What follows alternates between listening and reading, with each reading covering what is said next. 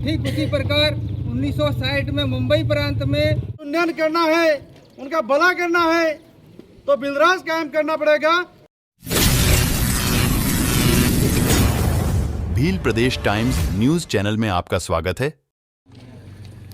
आज भील प्रदेश मुक्ति मोर्चा के नेतृत्व में भील प्रदेश की मांग को लेकर उपखंड कार्यालय चिगली में ज्ञापन दिया गया और सरकार को आगाह किया है कि हमारे पुरखों की विरासत, जो हमारे पुरखों की जो मांग थी, बिलराज कायम करने की मांग थी, इसको पुनः इनके वंशज उठा रहे हैं और उस मांग को पूरा करने की मांग को लेकर आज चारों राज्यों में प्रत्येक उपखंड कार्यालय, जिला कार्यालय पर, जिला कलेक्ट्रेट पर भील प्रदेश बनाने की मांग को लेकर ज्ञापन दिए गए हैं। तो सरकार को मैं कहना चाहूँगा कि हमारे पुरखों की जो विरासत है, पुरखों के जो सपने हैं, उन सपनों को पूरा करने का, और गोविंदगढ़ महाराज ने उस समय 1993 से पहले कहा था कि अगर चारों राज्यों के भीलों का अगर उत्थान, विकास, उन्नयन करना है,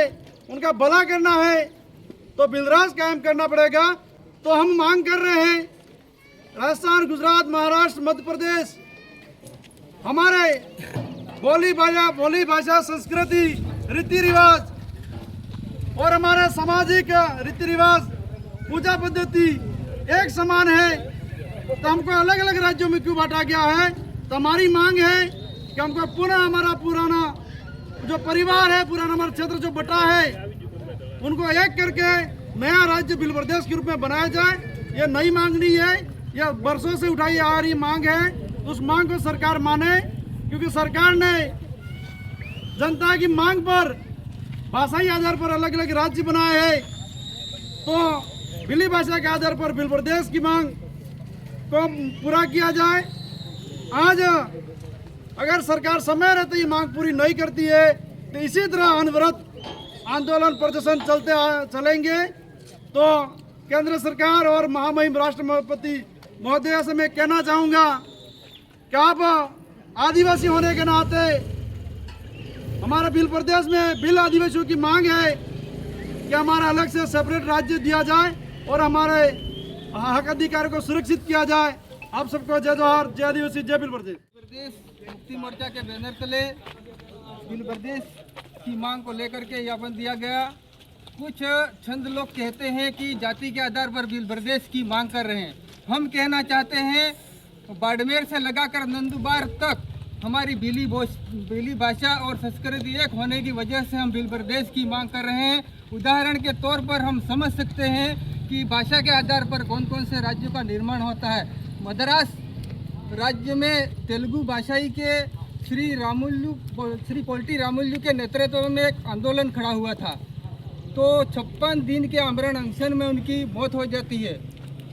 तो परिणाम स्वरूप पंडित जवाहरलाल नेहरू ने भाषा के आधार पर, तेलुगु भाषा के आधार पर आंध्र प्रदेश राज्य का निर्माण होता है। ठीक उसी प्रकार 1960 में मुंबई प्रांत में मराठी भाषा के आधार पर महाराष्ट्र का निर्माण होता है, गुजराती भाषा के आधार पर गुजरात का निर्माण होता है। तो हमारे चारों राज्यों में भीली बोली और संस्कृति एक होने की वजह से हम भील प्रदेश की मांग कर रहे हैं। और ये मांग नई नहीं है, हमारे पुरखों की मांग है। आज मानगढ़ का नरसंहार देखा जाए तो वो इसी से जुड़ा मामला है और ये मांग सरकार माने और अमल में लाए, यही कहना चाहते हैं हम।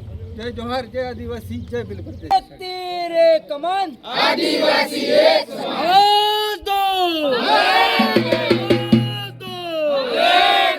अभी तो लड़ाई है, आगे और लड़ाई है, लेके रहेंगे भील प्रदेश, लेके रहेंगे भील प्रदेश, लेके रहेंगे।